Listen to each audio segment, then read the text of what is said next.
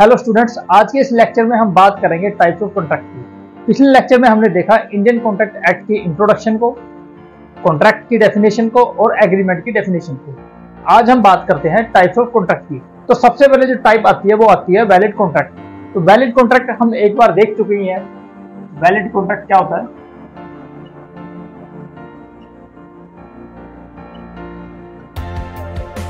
Valid contract को हमने पिछले लेक्चर में कर लिया है। जो an agreement which is enforceable by law is called an contract. An agreement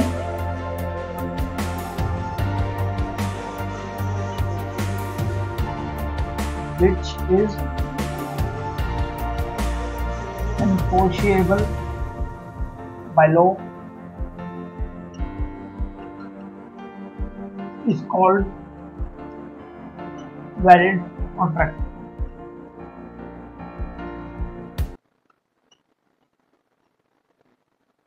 जो कि डिफाइन है सेक्शन 2 सब क्लोज एच, जो कि डिफाइन है section 2 of Indian contract act सब क्लोज एच। अब जो वैलिड कॉन्ट्रैक्ट है इसके अंदर एक और एडिशन हो जाता है कि जो सेक्शन 10 है, section 10 of Indian contract act 1872, इसमें कुछ कंडीशंस दी गई हैं।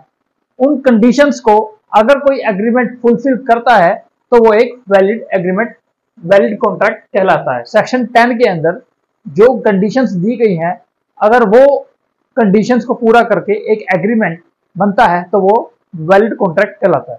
नेक्स्ट टाइप में आता है वॉइडेबल कॉन्ट्रैक्ट। अब वॉइडेबल कॉन्ट्रैक्ट कौन से होते हैं? देखिए, वॉइडेबल कॉन्ट्रैक्ट होते हैं, वॉइडेबल कॉन्ट्रैक्ट पहले वैलिड ही कॉन्ट्रैक्ट होते हैं। वॉइडेबल कॉन्ट्रैक्ट वैलिड कॉन्ट्रैक्ट होते हैं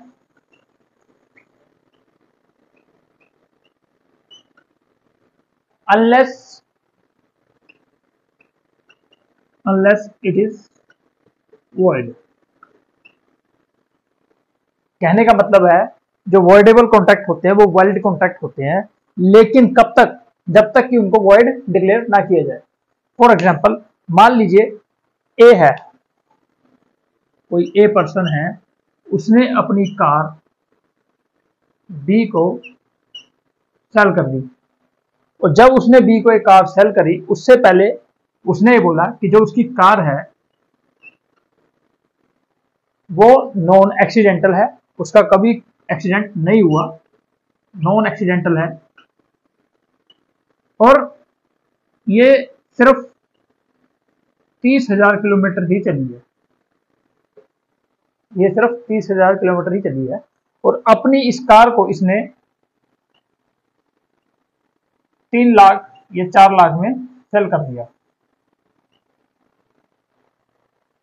ठीक है, अब बी को ये ऑफर एक्सेप्ट कर लेता है कि उसको ठीक लगा, भाई 30,000 किलोमीटर चली है, नॉन एक्सीडेंटल है और 3 लाख की कीमत है, ठीक है, उसने एक्सेप्ट कर लिया और ये कॉन्ट्रैक्ट उनके बीच में हो गया।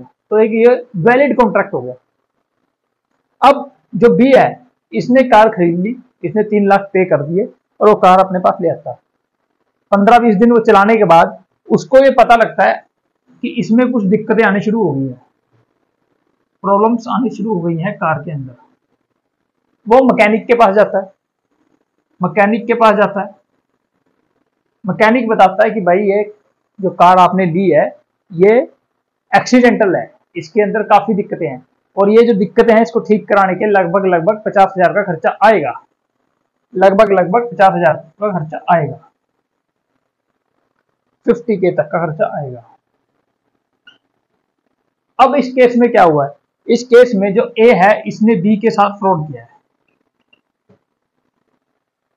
ए ने बी के साथ फ्रॉड किया है झूठ बोल के कि भाई उसकी कार नॉन एक्सीडेंटल है।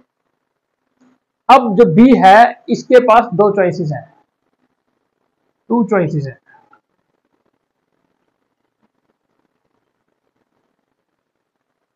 एक पहली चॉइस उसके पास ये है कि वो कोर्ट जाए और कोर्ट जाके ये सारी सिचुएशन बताए, ये सारी मैटर को समझाए कि भाई मेरे साथ फ्रॉड हुआ है, ये एक्सीडेंटल कार को इसने नॉन एक्सीडेंटल बोल के सेल कर दिया है, और जो ये 30,000 किलोमीटर की जो बताया कि 30,000 किलोमीटर चली है, ये भी मीटर इसने कम करवाया है और 30 से ज्यादा चली है, लेकिन इसने झूठ बोल के कार मुझे सेल करी है।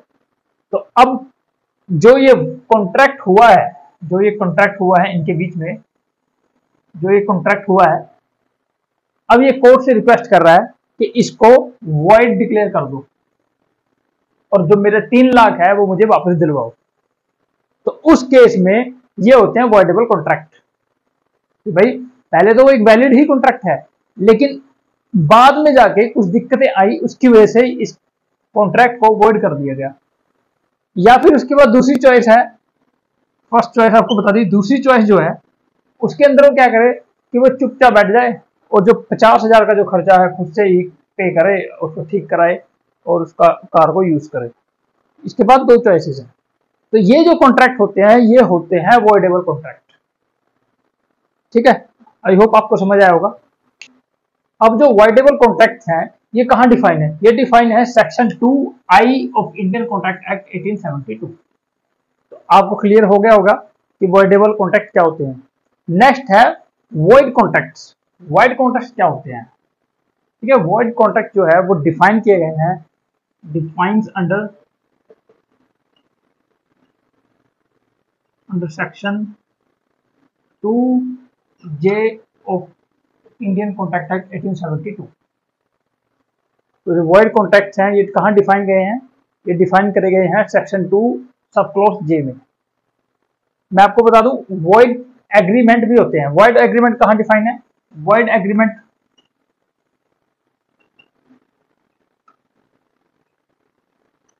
वॉइड एग्रीमेंट क्या होते हैं?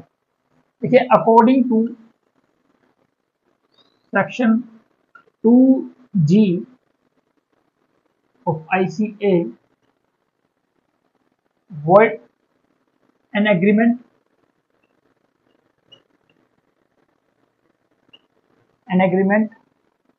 not enforceable by law is called void agreement।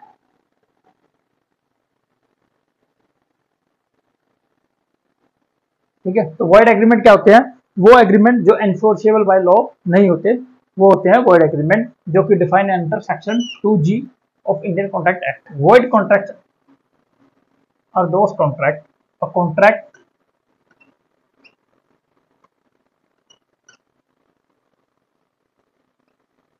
which cease to be enforceable by law, it cease to be enforceable by law becomes void।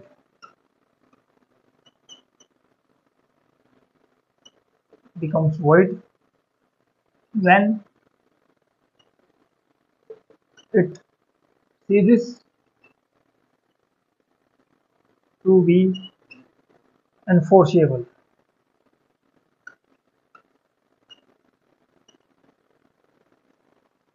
तो दोस्तों वॉइड कॉन्ट्रैक्ट्स डिफाइन है under section 2J of Indian contract act. ये होते क्या है? A contract which cease to be enforceable by law, मतलब वो contract जिनको रोका जाए एनफोर्सेबल होने से, तो वो होते हैं वॉइड कॉन्ट्रैक्ट। फॉर एग्जांपल, मान लीजिए ए ने अपनी कार बी को सेल करी। मान लीजिए ए ने कहा कि मैं अपनी कार बी को सेल करना चाहता हूं और बी ने इस ऑफर को एक्सेप्ट कर लिया। मतलब इनके बीच में कंसिडरेशन हुई, लेन देन हुआ, एक कार बेचना चाहता है और दूसरा बदले में कार खरीदना चाहता है, बदले में पैसा दे रहा है। तो उस केस में वो एक कॉन्ट्रैक्ट हो गया, एक वैलिड कॉन्ट्रैक्ट हो गया। अब वॉइड कॉन्ट्रैक्ट क्या होगा? मान लीजिए ए ने कहा कि भाई मैं तेरे को अपनी कार सेल करना चाहता हूं और कल आके मुझसे अपनी कार ले जाना और बदले में पैसे दे जाना। अब इसी बीच होता क्या है, या तो कोई अनहोनी हो जाए, ए उसकी डेथ हो जाए, या फिर उस कार की चोरी होगी, या कोई एक्सीडेंट हो गया, या कुछ भी हो गया। तो उस केस में ए की कुछ भी गलती तो निकली, ए की कोई गलती तो नहीं है, ना ही बी की कोई गलती है। लेकिन इन केस ऑफ डेथ या फिर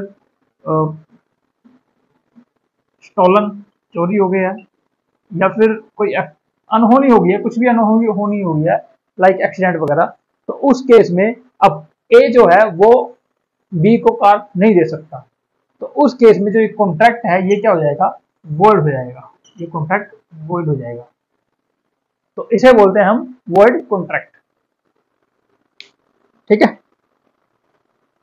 अब नेक्स्ट है एक्सप्रेस कॉन्ट्रैक्ट। ये क्या होता है, देखिए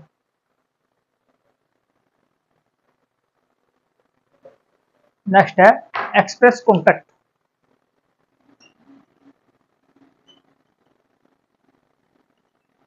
एक्सप्रेस कॉन्ट्रैक्ट, जो ये एक्सप्रेस कॉन्ट्रैक्ट है ये डिफाइन है under section, defines under section 9 of Indian contract act 1872। अब अकॉर्डिंग टू सेक्शन 9 ये क्या कहता है, ये कहता है कि एक्सप्रेस कॉन्ट्रैक्ट वो कॉन्ट्रैक्ट होते हैं जो बाय रिटन या बाय स्पोकन क्रिएट होते हैं, वो होते हैं एक्सप्रेस कॉन्ट्रैक्ट। मैं आपको लिखा देता हूं, according to section 9, according to section 9 a contract entered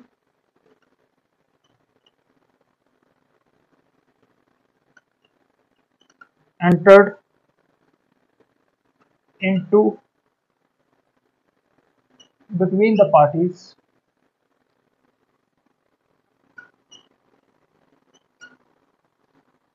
by word, by words spoken or written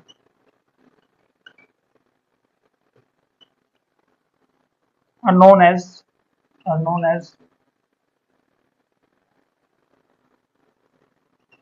express contract, express contract।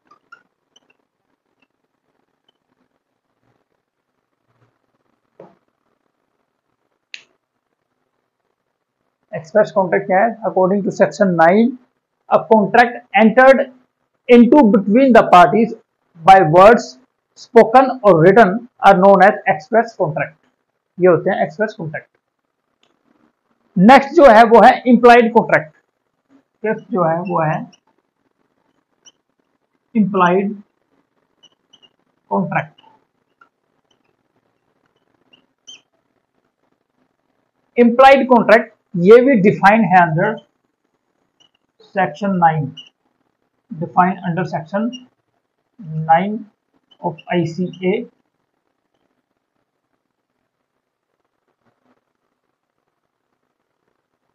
अब इंप्लाइड कॉन्ट्रैक्ट क्या होता है, इंप्लाइड कॉन्ट्रैक्ट है, implied contract means, implied contract means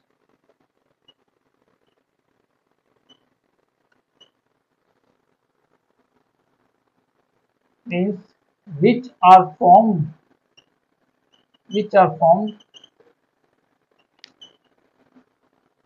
by the act, which are formed by the act or conduct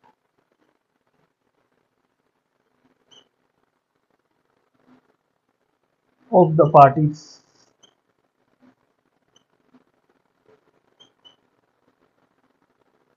and not words, not words।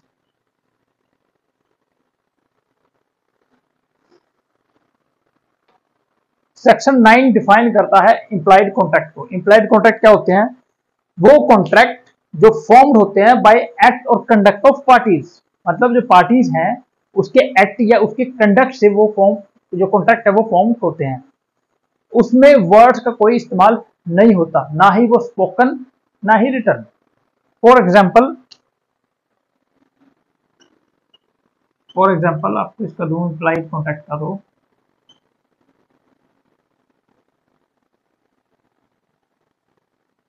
For example मान लीजिए आप किसी बस में जा रहे हैं, तो जब बस टिकट ले रहे हैं आप, बस टिकट या फिर रेलवे टिकट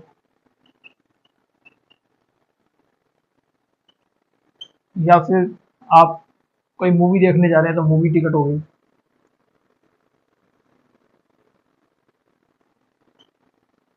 तो ये इसके इम्प्लाइड कॉन्ट्रैक्ट के एग्जांपल है। इसके अंदर क्या हो रहा है, अगर मैं बस में जा रहा हूँ तो मैं कंडक्टर को पैसे देता हूँ बिना कुछ बोले, वो टिकट काटता है और मेरे को टिकट देता है, पैसे रखता है बात। तो ये क्या हुआ, ये एक इम्प्लाइड कॉन्ट्रैक्ट है जिसमें मेरे एक्ट, हम जो पार्टीज हैं उसके एक्ट और कंडक्ट से वो कॉन्ट्रैक्ट फॉर्म होता है। ठीक है, तो ये है इम्प्लाइड कॉन्ट्रैक्ट।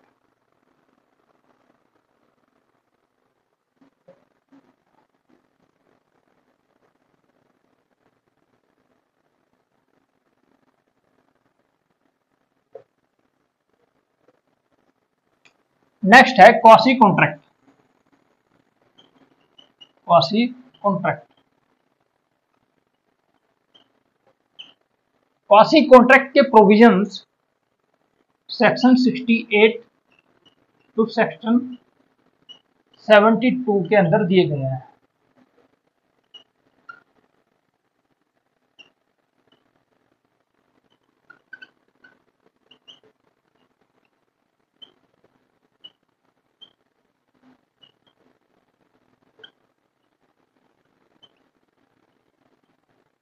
ठीक है, क्वासी कॉन्ट्रैक्ट के जो प्रोविजंस है वो दिए गए हैं सेक्शन 68 टू सेक्शन 72 के अंदर।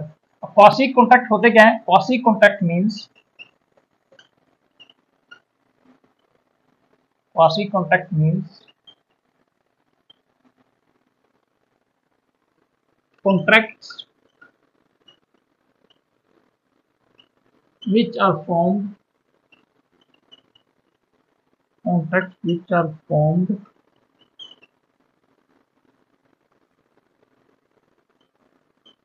without any offer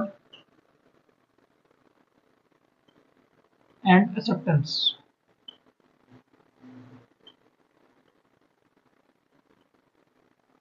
ठीक है, तो क्वासी कॉन्ट्रैक्ट क्या होते हैं, वो कॉन्ट्रैक्ट्स जो बनते हैं without any offer and acceptance के। और ये डिटेल में इनको पढ़ेंगे हम आगे जाके, लेकिन फिलहाल के लिए आप इतना समझिए कि प्रोविजंस जो हैं वो दिए गए हैं सेक्शन 68 टू सेक्शन 72। होता क्या है कि without any offer and acceptance के ये कॉन्ट्रैक्ट बनते हैं। ठीक है, नेक्स्ट है executive contract. Executed contracts,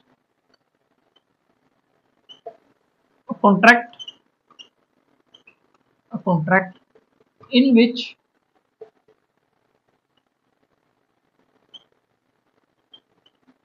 both the parties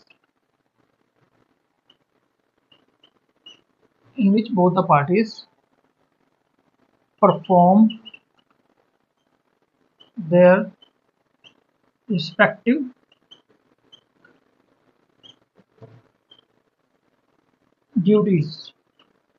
duties या फिर ऑब्लिगेशंस।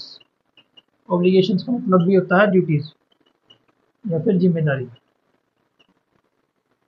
एग्जीक्यूटिव कॉन्ट्रैक्ट्स क्या होते हैं, वो कॉन्ट्रैक्ट्स जिनको दोनों ही पार्टीज अपनी जो ड्यूटीज हैं, जो ऑब्लिगेशंस हैं, उसको परफॉर्म कर चुकी होती हैं। फॉर एग्जांपल, ए ने बी को कहा कि मैं अपनी कार सेल करना चाहता हूं, और बी ने उस ऑफर को एक्सेप्ट कर लिया और कहा कि हाँ, मैं तेरी जो कार है वो खरीद लूंगा।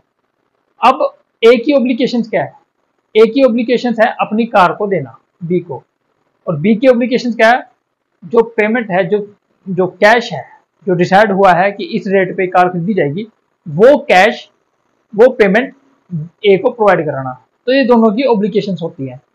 तो एग्जीक्यूटिव कॉन्ट्रैक्ट के अंदर क्या होता है, दोनों ही पार्टीज अपनी जो रिस्पेक्टिव ड्यूटीज होती हैं, जो ऑब्लिगेशंस होती हैं, उसको परफॉर्म कर चुकी होती हैं। ठीक है, नेक्स्ट है एग्जीक्यूटरी कॉन्ट्रैक्ट। नेक्स्ट है executory contract.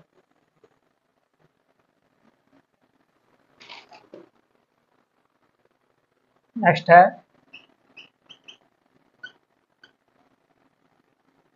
Executory contract.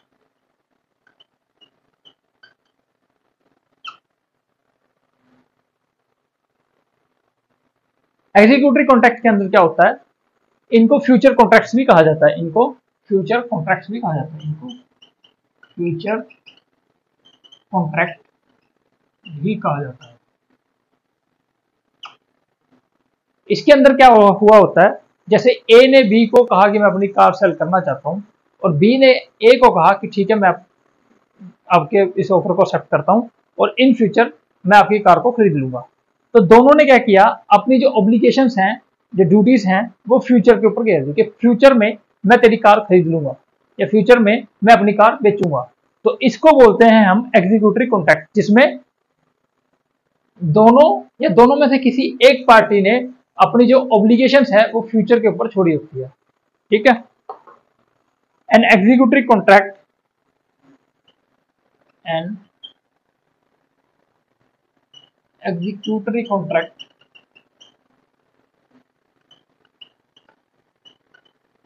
is that contract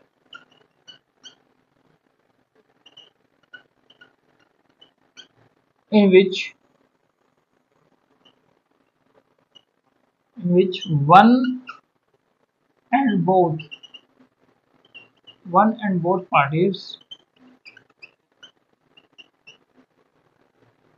are still to perform their duties, still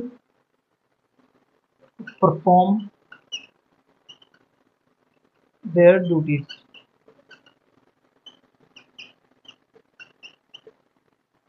ठीक है, एग्जीक्यूटरी कॉन्ट्रैक्ट को फ्यूचर कॉन्ट्रैक्ट भी कहा जाता है, और इसके अंदर क्या होता है, दोनों में से एक या दोनों ही पार्टीज अपनी जो ऑब्लिगेशंस है वो फ्यूचर में पूरा करती है। ठीक है, वो फ्यूचर में मतलब उसकी पेंडिंग होती है, जो ड्यूटीज वगैरह होती हैं।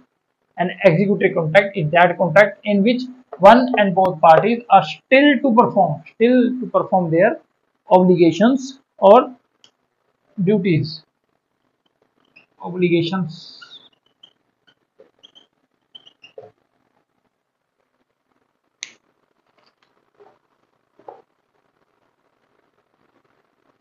इसके बाद है यूनिलेटरल कॉन्ट्रैक्ट। यूनिलेटरल कॉन्ट्रैक्ट, ठीक है, यूनिलेटरल कॉन्ट्रैक्ट के अंदर क्या होता है, जब दोनों में से कोई एक पार्टी अपनी ड्यूटीज या अपनी ऑब्लिगेशन परफॉर्म कर चुकी होती है।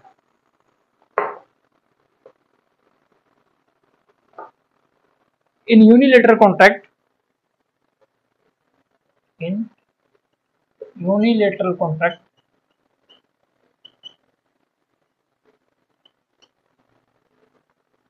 one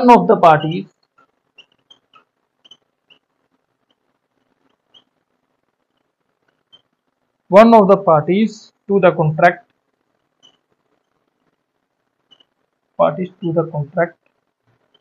perform his obligation but other not।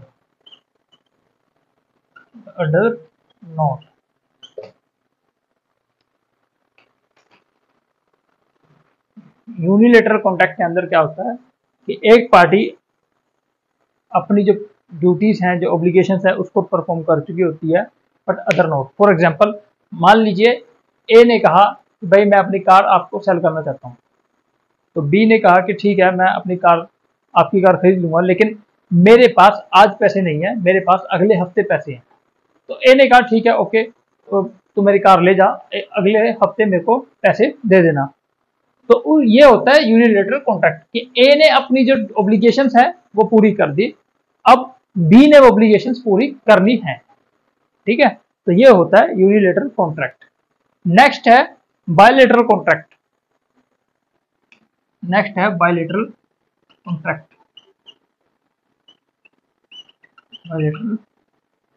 Contract.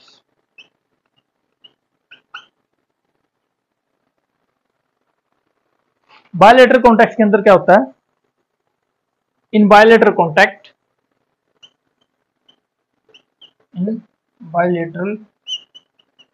contracts, both the parties to the contract, both the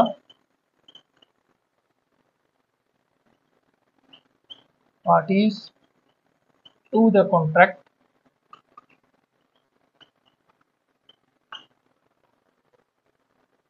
fulfill their obligation, fulfill their obligations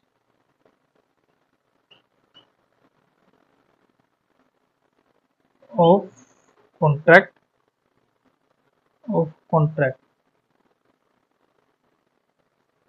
ठीक है। बायलैटरल में क्या होता है, बायलैटरल में दोनों ही पार्टीज जो हैं वो अपनी जो ड्यूटीज हैं, जो ऑब्लिगेशन है वो पूरा कर चुकी होती है, ठीक है। तो ये था टाइप्स ऑफ कॉन्ट्रैक्ट। लेक्चर 2 था आज हमारा। लेक्चर 3 जो होगा वो होगा एसेंशियल्स ऑफ कॉन्ट्रैक्ट, तो ये बहुत इंपॉर्टेंट होगा। तो मिलते हैं अपनी नेक्स्ट वीडियो में, तब तक के लिए जय हिंद जय भारत।